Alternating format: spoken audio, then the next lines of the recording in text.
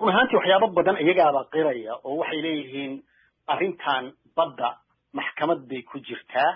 marka waxay ahayd Soomaalidu inay sugto inta processkaas nidaamkaasi inta uu dhamaanayo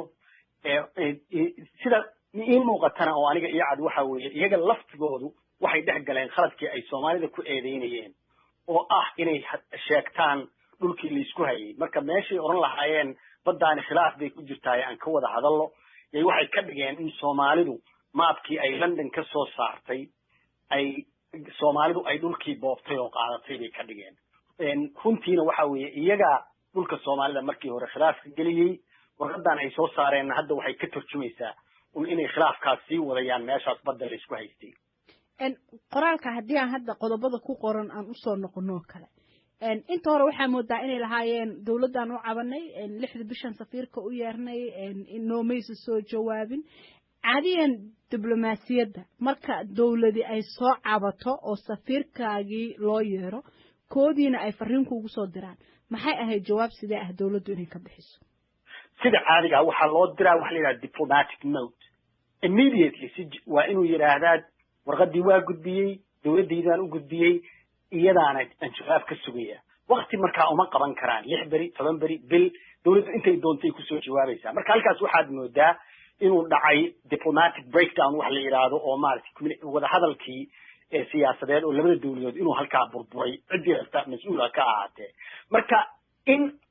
Kenya iyaduna ku degdegto runtii gaf bay ahayd oo ay warqadan 15 qodoba soo saarto sida warqadooda ku qoran safiirka waxay u yeereen February 6 oo ay yiraahdeen waxaan codsanay in maabka khaladka ah oo London laga sii daayay in laga bedelo marka February waxa ka soo 6 bari ka hor bay ahayd waxay ahayd inay sugaan oo dul qaataan haddii ay ka dhabtahay weeye laakiin anigu sidaan hadda tuunsanahay warqadana aan ka dareensanahay 15 qodob waxaad moodaa inay yihiin runtii boob iyagu ay boobayaan awalna iyaga dhulka Soomaalida khilaafka ku bilaabay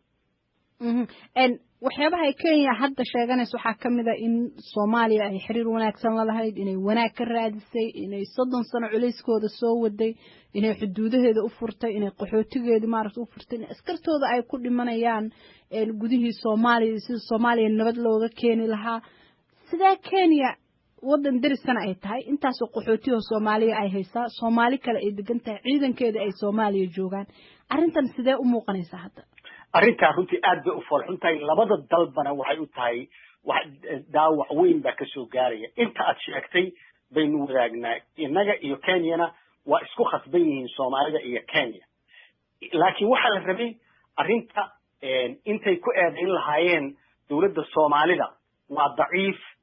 dad maaragtay dawlad ma aha isma maamulaan waxyaabahaas oo dhan waxaad moodaa ku talaxtag ay ku talaxtagayaan arrimaha siyaasadda Soomaaliduna waxay ahayd inay ku u maamusho hab deganaansho oo isfahama oo ay xaliyaan diblomaasiyaddaas oo kale sababtoo ah inaga dal iyo bad iyo dhinac kasta waa isaga xirannahay dhaqaale qaab kasta waa isaga xirannahay labada dawladood haddii midkood wax soo gaaraan kan kale kama marnaanayo marka waxaad moodaa in hadda labada dhinacba ay runtii qolana khalad gashay qolana kalena ay ku sii dartay oo hadda waxay u baahan tahay arrintan inta la qaboojiyo loo saaro maaragtay wafdi ama diplomatic mission wax la yiraahdo loo diro si fiican loo wada fadhiisto oo laga wada hadlo laguna daayo processkan iyo nidaamkan sidii hore loogu talagalay inuu maxkamadiisii iyo qaabkii sharciyanka caalamiga ah inuu maraa loo baahan yahay intaas kaliya hadda u baahan tahay waana la daba qaban karaa sidaan isleeyahay kaasina waxa uu ahaa Cabdiqafaar Cabdi Wardheere oo arrinta Kenya iyo Soomaaliya uga warramayay Falastiin Axmed Iimaan halkaad kala socotaana waa